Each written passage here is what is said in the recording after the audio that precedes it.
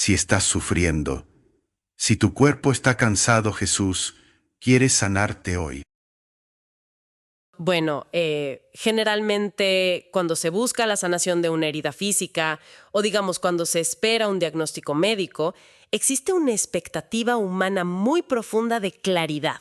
Claro, una necesidad de visibilidad total. Exacto. O sea, pensemos en la medicina tradicional o incluso en la ingeniería. Se fractura un hueso, la radiografía muestra esa línea blanca identada y el profesional simplemente señala y dice, bueno, ahí está el problema, esto es lo que hay que reparar y así es como lo haremos. Es una certeza clínica que, de alguna manera, resulta profundamente reconfortante para la mente. Porque, bueno, al ser humano le fascina que las cosas sean tangibles, que los problemas puedan ser categorizados, delimitados y, por supuesto, resueltos con un manual de instrucciones. Totalmente. Lo binario nos da paz. O sea, ¿está roto o no está roto? Sí, pero luego nos adentramos en el ámbito del espíritu. Entramos en el territorio vasto de las heridas del alma, del dolor emocional agudo, y de pronto esa máquina de rayos X ya no sirve en absoluto. Así es, queda completamente obsoleta. Nos encontramos ante un panorama de diagnóstico que es completamente invisible a los ojos físicos. Porque a veces el corazón humano carga no solo con el dolor evidente y punzante de lo que otros han hecho, sino también con un peso mucho más silencioso, la culpa de lo que se ha omitido. El eco de lo que no se hizo. Exacto, o de lo que no se dijo. Y esa es la definición misma de navegar en aguas profundas y turbias. Y es precisamente ahí donde nuestra exploración de hoy adquiere su verdadero peso y sentido. Claro. Porque el propósito de este análisis profundo no es de ninguna manera acumular datos históricos o diseccionar información teológica de forma puramente académica. La misión que tenemos hoy es adentrarnos paso a paso en un espacio de paz, de contemplación y de reflexión radical. Vamos a explorar una perspectiva espiritual muy específica, cimentada en una serie de textos cristianos fundamentales que, la verdad, proponen algo que desafía nuestra lógica moderna. Sí, muchísimo. Postulan que el perdón y la compasión no son simples ideas monales, o, digamos, buenas costumbres, sino verdaderos mecanismos casi tangibles y físicos de sanación para el cuerpo y el alma. Y la premisa que atraviesa todo este material que vamos a desmenuzar hoy es verdaderamente hermosa. Es la idea central de que Dios no condena, sino que invita continuamente a abrir el corazón a la gracia. Así es. Y para entender cómo funciona esta invitación en la práctica, de verdad contamos con una constelación de voces fascinante. A lo largo de esta conversación nos dejaremos guiar por los textos originales de la Revelación 5428 de Berta Dude. Un texto poderosísimo. Sí, y también por las observaciones del sanador Bruno Groning, las enseñanzas del maestro Derek Prince, los escritos místicos de Luisa Picarreta y, claro, esa sabiduría perenne que nos legó Tomás de Kempis. Son voces que, si lo pensamos, desde distintas épocas, contextos y continentes, apuntan exactamente al mismo misterio espiritual. Y, para comenzar a desentrañar la mecánica de este misterio de la sanación, primero debemos detenernos en lo que podríamos llamar el mandato fundacional del cristianismo. ¿Qué sería el amad a vuestros enemigos? Exactamente. Casi un cliché ético que hemos escuchado 1000 veces desde la infancia. Claro, es muy fácil asentir con la cabeza cuando se lee. Sí, pero al sumergirnos en estos textos, queda clarísimo que este mandato va muchísimo más allá de una actitud pasiva de tolerancia. Y aquí es donde el texto de Berta Dude nos obliga a frenar y replantear todo lo que creíamos saber. Precisamente. La revelación de Dude plantea que amar al prójimo significa, en su nivel más fundamental, no guardarle rencor por sus pecados. Pero fíjate que no se queda en la mera recomendación ética. Describe una mecánica espiritual fascinante y, francamente, un poco aterradora. Sí, estoy totalmente de acuerdo. Aterradora. El texto advierte, y cito textualmente, cualquier pensamiento malo hacia una persona es absorbido por fuerzas oscuras y transferido a ella. ¡Wow! Absorbido por fuerzas oscuras y transferido. O sea, eso cambia completamente el panorama. Por completo. Porque continúa explicando que ese pensamiento jamás puede tener un buen efecto basándose en un principio espiritual inquebrantable, que es que el mal solo engendra mal y por lo tanto siempre es correspondido con el mal. Es un ciclo de retroalimentación infinita. Y es una advertencia sumamente severa sobre la naturaleza y el peso específico de nuestros pensamientos. En nuestra cultura, solemos creer que lo que pensamos en silencio mientras no lo actuemos, pues es inofensivo. Claro, pensamos que se queda en nuestra cabeza y ya. Exacto. Pero el texto de Dude sostiene que mantener la hostilidad internamente multiplica la fuerza del mal en el mundo de forma rápida y real. Por eso, la revelación eleva el estándar y dice que es absolutamente obligatorio enviar buenos pensamientos y desear el bien, incluso y especialmente a los enemigos. Cito nuevamente: de este modo ahuyentáis las malas fuerzas. Y los buenos pensamientos tienen un efecto redentor, calman el resentimiento y el odio. Hay una línea en el análisis de este texto que me impactó profundamente porque me vi reflejada ahí. ¿Ah, sí? Sí, es la confesión de quien reflexiona sobre el pasaje, admitiendo que durante mucho tiempo creyó que bastaba con, cito, no desearle el cólera o la peste a sus enemigos. Claro. Y me parece que esta es la forma en la que casi todos entendemos el perdón cotidiano. Lo vemos como establecer una zona desmilitarizada. A ver, una zona desmilitarizada, ¿cómo es eso? Completamente exhaustos, así que deciden retirar las tropas. Ya no hay ataques activos, pero se mantiene una distancia muy fría. Un silencio tenso. Exacto, un silencio tenso. Y a eso lo llamamos paz. A eso le solemos llamar perdonar. Simplemente, dejar de atacar. Una simple ausencia de conflicto abierto, digamos el cese al fuego. Exacto. Pero lo que Dude nos está diciendo es que el perdón no es una zona vacía ni un cese al fuego pasivo. Lo describe casi como una planta de energía activa. O sea, no basta con guardar los misiles. El texto exige que se genere y se irradie luz intencionalmente para neutralizar esas fuerzas oscuras. Y esto me genera una inquietud inmensa. Te entiendo. Según esta visión tan radical, significa que nuestros pensamientos internos operan como fuerzas literales, o sea, como entidades con densidad que alteran el balance material y espiritual del mundo real. Sí, absolutamente. Y es crucial entenderlo para captar la profundidad de esta sanación. Si analizamos con cuidado la cosmovisión de estos textos, vemos que el pensamiento nunca se trata como una mera actividad psicológica privada. O sea, no es algo que ocurre y muere dentro del cráneo. Exacto. El pensamiento es una fuerza transmisora. Tiene densidad, tiene frecuencia y tiene dirección. Pensemos en esa sensación de agotamiento físico brutal que ocurre después de pasar, no sé, una tarde entera rumiando resentimiento hacia un compañero de trabajo o un familiar. Sí, ese dolor de cabeza, ese peso en los hombros. Ese cansancio es literal. Es energía vital siendo drenada y enviada al exterior. Entonces, cuando el texto advierte que no se puede encontrar el perdón de Dios si se mantiene la enemistad, o sea, no se trata de un Dios ofendido que se niega a perdonar como un castigo. Exactamente, no es un castigo arbitrario. El texto nos pregunta, ¿cómo puedo ser clemente con vosotros que todavía juzgáis con severidad y tenéis enemigos? Porque vosotros mismos mantenéis la enemistad. Nos está explicando una ley espiritual fundamental. Casi como una ley de la física. Así es, la física del espíritu. El perdón de Dios, esa gracia sanadora inmensa, está condicionado a la capacidad humana de soltar la hostilidad por una imposibilidad estructural. La gracia divina, que es luz absoluta y orden perfecto, simplemente no puede entrar ni habitar en un espacio, en un corazón, que está activamente ocupado generando y sosteniendo fuerzas oscuras. ¡Wow! Esas fuerzas oscuras del resentimiento que uno mismo decide mantener vivas, actúan como un escudo impenetrable que rebota la luz. Es una responsabilidad abrumadora si lo piensas. Pero esto nos lleva a un callejón que parece no tener salida. A ver. Si entendemos que retener la ofensa crea este escudo literal que bloquea la gracia, ¿cómo lo rompemos? Porque, seamos sinceros, simplemente desear perdonar muchas veces no alcanza. La herida duele muchísimo, el ego grita por justicia. Claro, el instinto de defensa. Sí, entonces, ¿cuál es el mecanismo exacto para atravesar esa barrera y lograr que esa gracia se convierta en una sanación real, palpable, para el cuerpo y las emociones? Y aquí es donde nuestra exploración da un paso crucial. Para responder a eso, los textos nos remiten a la carta a los Efesios capítulo 4, versículo 32, que dice, antes, sed benignos unos con otros, misericordiosos, perdonándoos unos a otros como Dios también nos perdonó a vosotros en Cristo.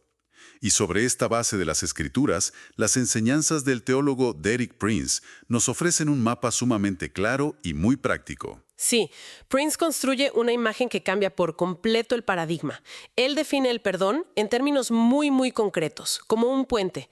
Es el puente indispensable por el cual fluye el torrente sanador de Dios hacia la vida humana. Exacto. Y el texto subraya algo que, curiosamente, la medicina psicosomática moderna empieza a observar y documentar con mucha más frecuencia. Sí, el vínculo mente-cuerpo. Exactamente, que innumerables enfermedades físicas y mentales crónicas están profundamente ancladas en raíces de amargura y heridas no resueltas. Prince enseña que perdonar significa de manera literal y absoluta entregarle el juicio a Dios. Cuando se realiza esa entrega, cuando uno dimite de su cargo de juez, la justicia divina es la que entra a operar y transforma la amargura en paz. Es el acto de salir voluntariamente de la sala del tribunal terrenal para poder entrar en el espacio sagrado de la gracia.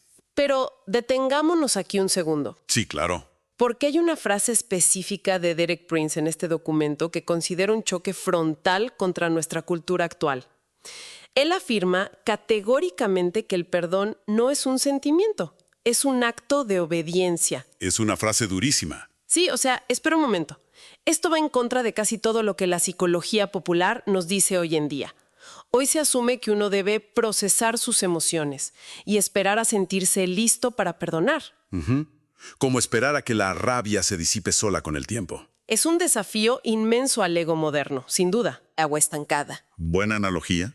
O sea, no es necesario sentirse como el agua ni vibrar en la frecuencia del río para girar la manivela. Claro. La acción obediente, el esfuerzo físico y espiritual de abrir esa pesada compuerta, incluso si se hace con las manos temblorosas, apretando los dientes o con el corazón aún sangrando, es lo único que permite que el torrente finalmente fluya y limpia todo a su paso. La analogía es precisa y muy reveladora. O sea, la obediencia es la manivela. Pero esto me genera un conflicto profundo. ¿En qué sentido? Renunciar a nuestro propio sentido de justicia, entregarle ese tribunal interno a Dios cuando estamos absolutamente convencidos de que tenemos la razón y el otro está equivocado. ¿No es acaso pedirle al ser humano que realice el acto más doloroso de humillación posible? Es un despojo sumamente doloroso, sí, pero no es humillación. Es el acto supremo de humildad humana. Humildad en lugar de humillación. Exacto.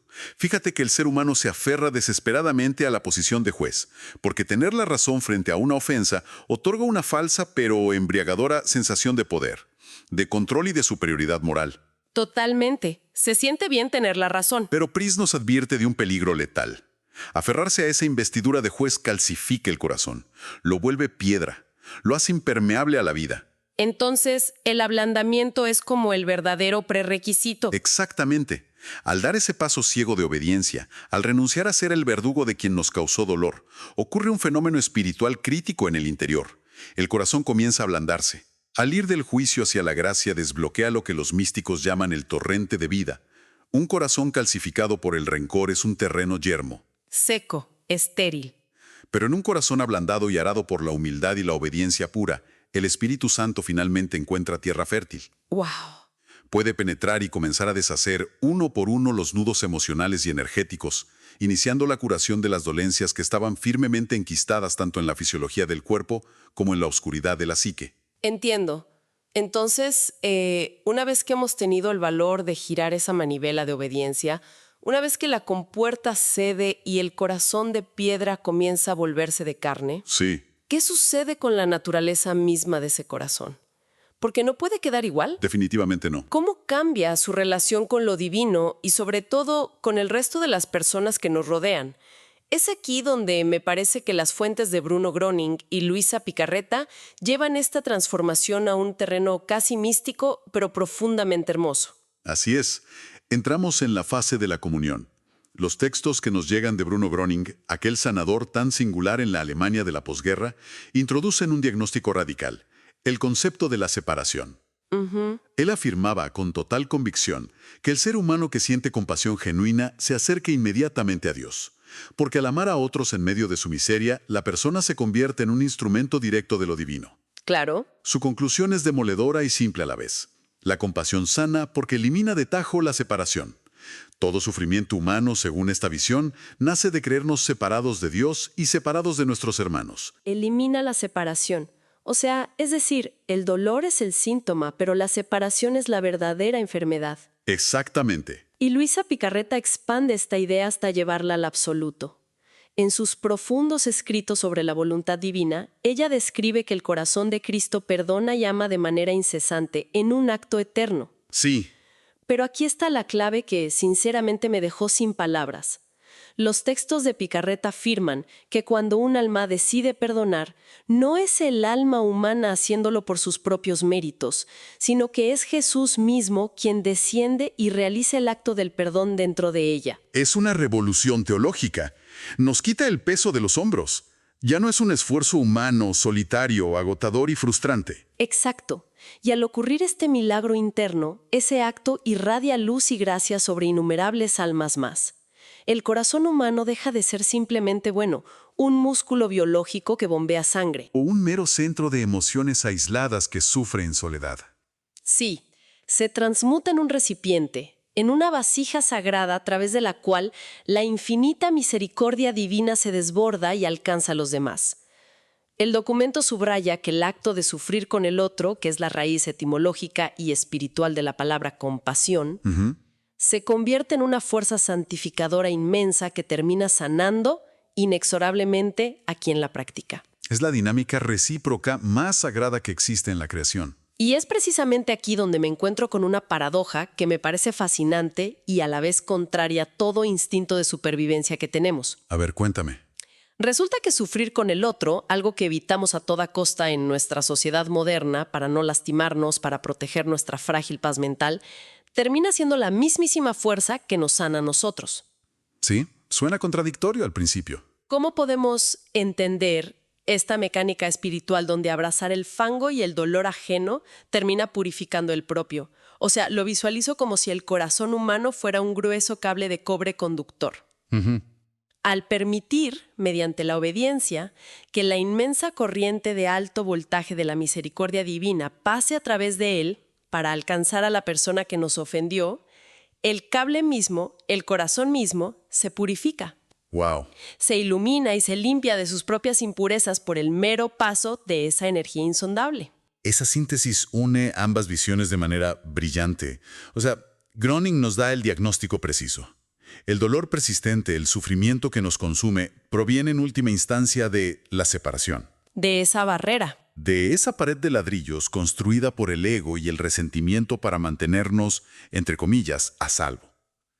Y Picarreta nos revela la cura definitiva. Al aceptar actuar como esas vasijas o como ese cable conductor de cobre para que transite el perdón de Jesús, esa pesada pared de ladrillos, esa ilusión de separación, se desvanece por completo. Ya no hay un yo aislado, ofendido y superior, frente a un tú enemigo, culpable e indigno. La dualidad se rompe. Precisamente.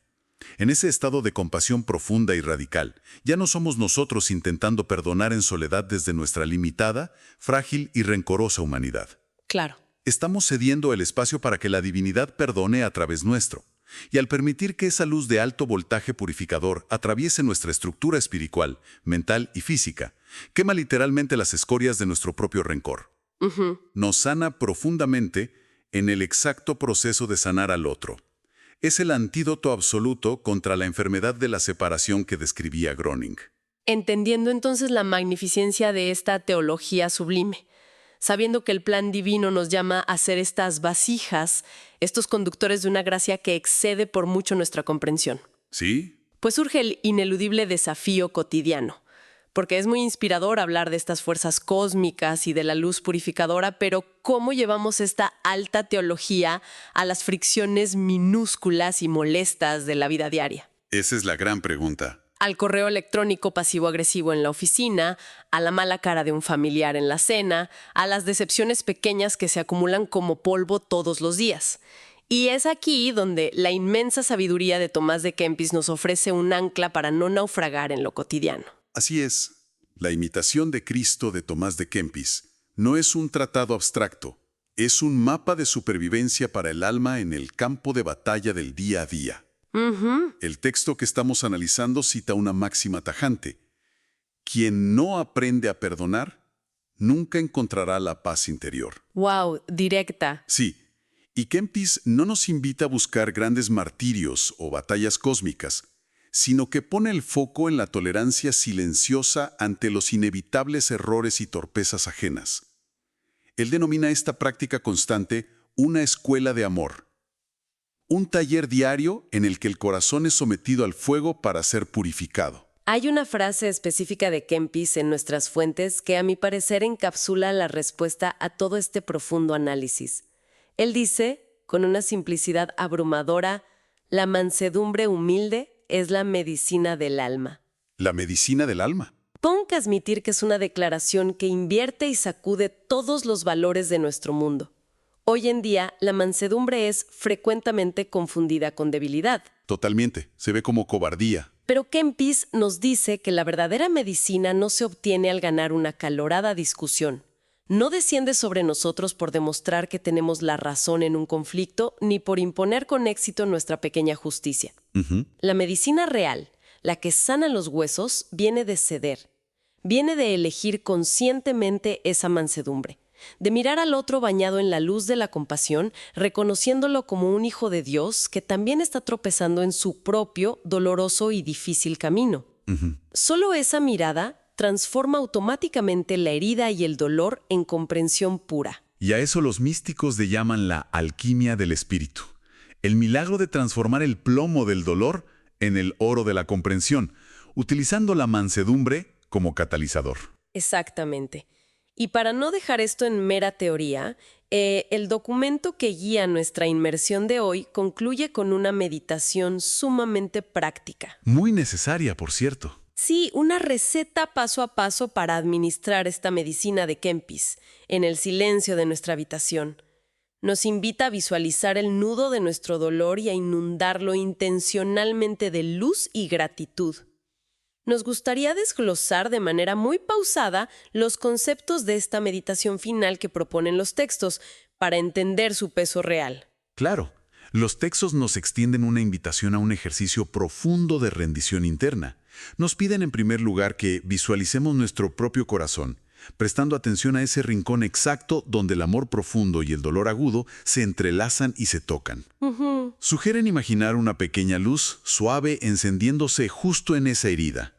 Una luz cálida, amorosa, inmaculada. Una imagen bellísima. Y mientras sostenemos esa luz en la imaginación, nos piden dejar ir deliberada y voluntariamente el peso muerto de la decepción y el rencor, pronunciando en el silencio interior una frase que actúa como llave. ¿Cuál es esa frase? Yo perdono y bendigo, abro mi corazón a la compasión. Yo perdono y bendigo. Palabras que desarman el tribunal por completo. Así es. Y luego, el texto introduce el elemento que sella la sanación, la gratitud. Describe poéticamente que la gratitud tiene la capacidad de abrir los pétalos del corazón como una flor expuesta a la luz del sol matutino. Pide anclar la mente en 3 cosas minúsculas para agradecer, arrebatándole el foco al dolor. Quizás una palabra amable recibida inesperadamente, el simple calor de la luz de la mañana o el milagro del aliento que nos mantiene vivos un día más. Qué importante es eso, quitarle el foco al dolor. Y culmina este ejercicio con una oración de una hondura insondable.